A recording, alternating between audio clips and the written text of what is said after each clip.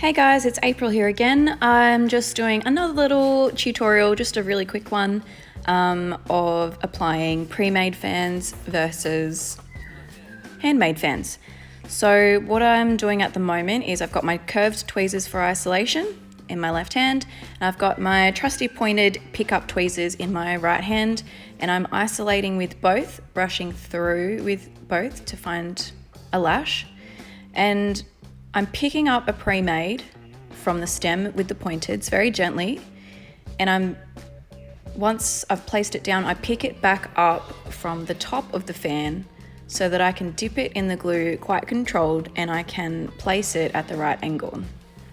This ensures that your base is secure and your lashes are pointing in a nice direction.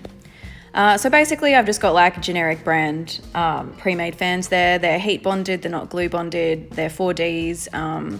Most clients can't handle more than 4D on their natural lashes. I've found personally over the years, I've been doing this a long time, over 3 years. So I have tried bigger on some clients, and over time it can cause breakage.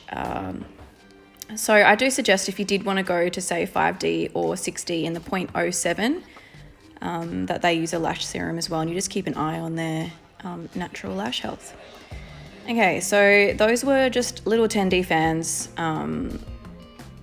just to show you. So I already had 50% classic pretty much, and I just placed some small 4D 10mm fans in there just to give it a bit of fluff in between. 100% not finished, but it's just a demonstration for you just to see how I pick up and place.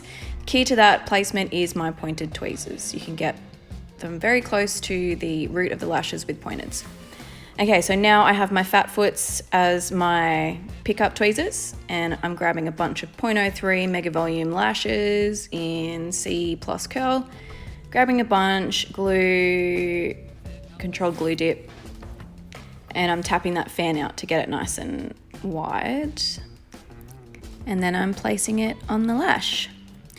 Okay guys, if there's another demo you'd like to see, or you have any comments, please comment below or send me an email for a video idea. Until then, see you later.